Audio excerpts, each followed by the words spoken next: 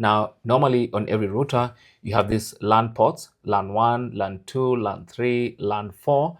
These ports are normally for your devices. So you can connect a computer, you can connect your gaming console, your smart TV, and whatnot.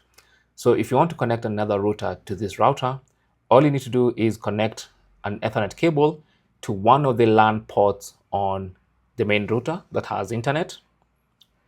And then you want to take that cable and then connect the other end of that cable to the WAN port, the WAN port.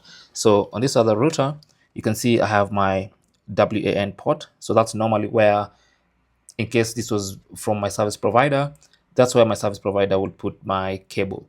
And then you have the normal LAN ports for your devices. So the cable that comes from a LAN port here goes into a WAN port on your on your other router. So connect it there, just like that.